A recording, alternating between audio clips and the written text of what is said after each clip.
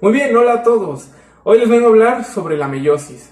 La meiosis fue descubierta en el siglo XIX por el biólogo alemán Oskar Herwig, a partir de experimentos con un erizo de mar.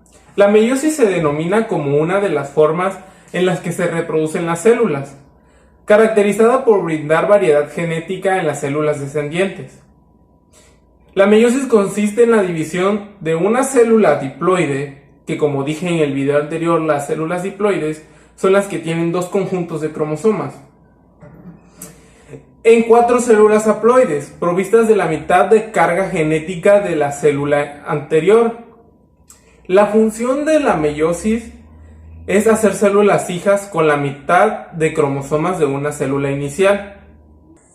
Estas células haploides operan como una semilla de un nuevo individuo. Una vez que se fusiona una con otra proveniente de otro individuo, aportan cada una la mitad de su carga genética. De este modo, la meiosis es un proceso previo a la reproducción sexual, dado que en él se forman los gametos. Los gametos son las células sexuales haploides de los organismos pluricelulares. Un ejemplo de estos son los espermatozoides y los óvulos. La meiosis es un proceso más complejo, por lo cual involucra dos fases diferenciadas, las cuales son meiosis 1 y 2, profase 1 y 2, metafase 1 y 2, anafase 1 y 2 y telofase 1 y 2. Ahora sí les hablaré sobre la meiosis 1 y 2, cada una con sus fases, empezando con la meiosis 1. Este es un proceso reductor, comienza con la profase 1, en la cual la cromatina se acorta y se condensa. Cada cromosoma es visible en forma de dos cromátidas, unidas por un centrómero. La membrana nuclear y el nucleolo se rompen. Los cromosomas homólogos se aparean y esto lleva al entrecruzamiento entre cromátidas y los cromosomas homólogos. Los cromosomas homólogos son un par de cromosomas que se emparejan dentro de la célula. A esto le sigue la metafase 1, en la cual las tétradas se alinean a lo largo del ecuador de la célula. Se alinean en un ángulo recto con las fibras del huso.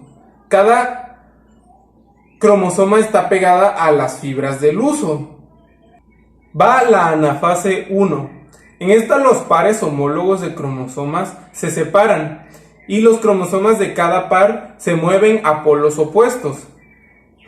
Ya por último va la telofase 1. En esta se divide el citoplasma formando dos células. Cada una contiene un miembro de cada par de cromosomas homólogos y el número de cromosomas así se reduce, terminando la meiosis 1. Continúa la meiosis 2. En las fases que siguen ocurren en las dos células formadas en la primera división celular, comenzando con la profase 2. En esta se rompen la membrana nuclear y el nucleolo, se acortan los cromosomas y se hacen visibles. Ahora cada cromosoma se compone de dos cromátidas unidas por el centrómero. Sigue la metafase 2. En esta fase las cromátidas que aún están pegadas por el centrómero se mueven hacia el ecuador de la célula. Y termina esta fase. Continúa la anafase 2, en la cual las cromátidas se separan y cada una se mueve a polos opuestos. Y ya para terminar la meiosis 2 y la meiosis en general, continúa la telofase 2 como última fase, en la cual el citoplasma se divide formando dos células con el número de haploide de cromosomas. Ya así teniendo las 4 células hijas formadas en todas estas fases, se forma en cada uno la membrana nuclear alrededor de los cromosomas. Y termina la meiosis. Ya que hablamos de la mitosis y meiosis, podemos decir que tienen similitudes, pero estas también tienen diferencias.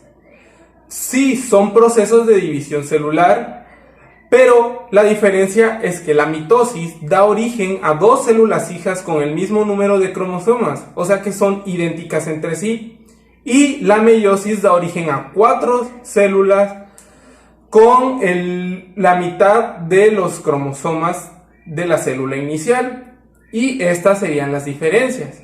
Y bueno, eso ha sido todo hablando sobre este tema. Espero verlos pronto. Hasta luego.